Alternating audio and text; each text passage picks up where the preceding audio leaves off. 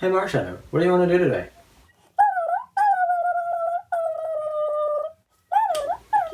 Just love the intro.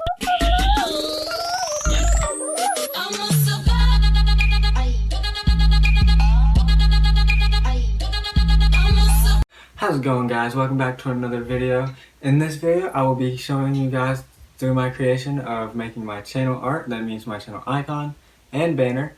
And yeah, so with that said, let's just jump straight into the artwork. So jumping to the sketchbook, I kind of wanted to get a rough idea of what I would be doing or using for my icon, and since I'd never drawn Pokemon before and I am a lot better at the whole traditional art, I thought it would be pretty cool if I could get that idea down on paper. That way when I went to the iPad, I was already kind of familiar with what I was doing. And sorry if my hat is in the way, I'm still getting used to the whole recording myself while I draw type deal. Anyway, moving on. It was a lot of fun. The sketches were really cool. Didn't take too long. Wasn't really focusing on making them perfect, of course. And yes, I realize his arms that he's holding up are too long. Don't worry, I do fix that later on in the final art piece. So moving on to a new piece of paper, I wanted to get a rough basic idea what I would want for a banner, and I did not focus too much on the whole getting a lot of detail and measuring everything out, because I really wanted to focus on the icon for this video, but I was kind of getting a rough idea so that when I did come back to the banner, it was kind of easier and I didn't have to take time to sketch it out, lay out the basics and stuff like that.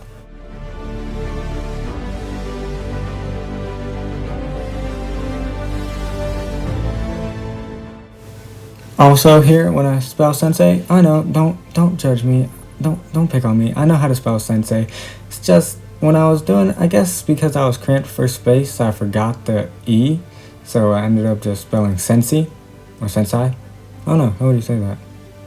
Anyway, moving on, I know I wanted to put a character over there since that's kind of my comfort zone, so I decided to go with a character I tend to draw a lot, someone I have created. His name is Ira.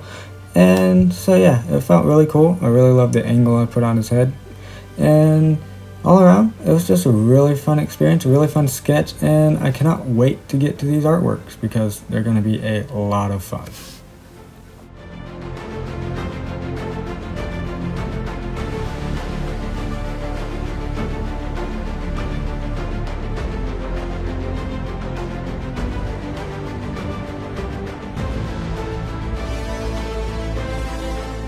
Okay, so jumping to the iPad, I wanted to get a rough sketch down again, just to better know what I was doing. And yes, this time I am using an actual reference, not just my plush. And here I put in that arm. See, it's fixed now. Great. Now I'm proportioning the head, adding in some more details, putting in that cloak and scarf, if that's what you call it, whatever that thing is. And at this time, really, I'm just going layer by layer, adding in a little bit more detail over time, and just fixing little things that I see that are messed up, adding in wrinkles, you know, all that fun stuff. Maybe proportioning the different things, like how the right side of the head is, well, looks a little wonky there. But don't worry, that I'm pretty sure I do fix that later on in this video. And so yeah, getting down a basic gradient, was trying to mess around with a whole maybe powery thingy, you know, that whole energy flowing. But in the end, I do disregard this and I do not keep it.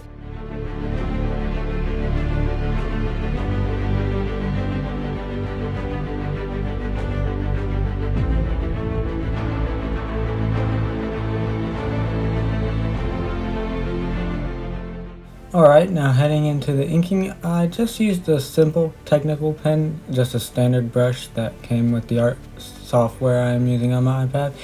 And I didn't really worry too much about making every line perfect, which is why you might see them being a little scratchy. Kind of wanted to go for that rugged-esque look for this drawing, and for me, I feel like it went pretty well.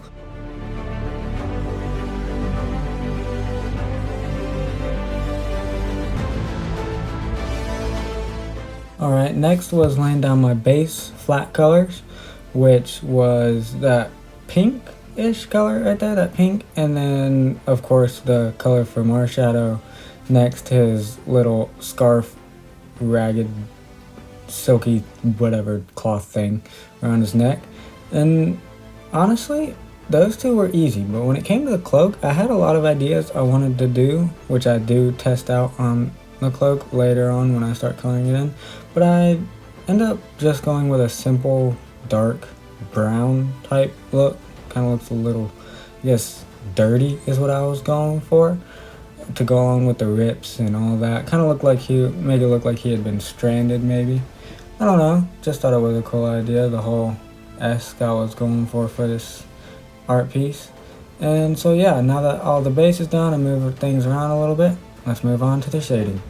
Okay guys, so before I jump into all the shading and blending and all the stuff that'll really bring this piece to life, I just want to let you know that I will be splitting this into a 2-part series due to length and for sake of time.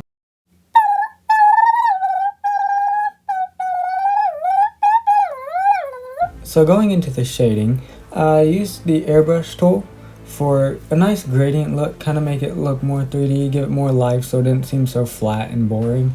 And this was a lot of fun. I am still new to the digital artwork and I don't know all the tips and tricks and all that good stuff, but honestly I just figure it out as I go, and I thought it turned out pretty great. And so yeah, I'll just let you guys watch and see you at the end.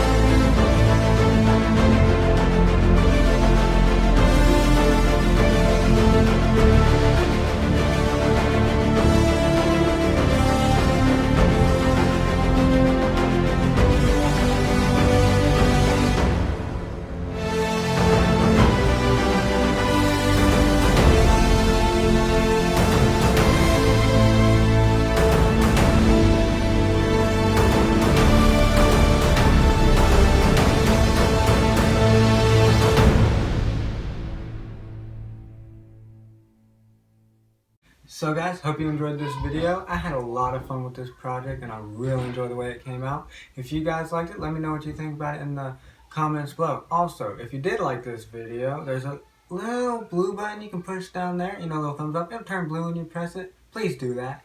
And subscribe, hit that bell so get notified when I come out with a new video.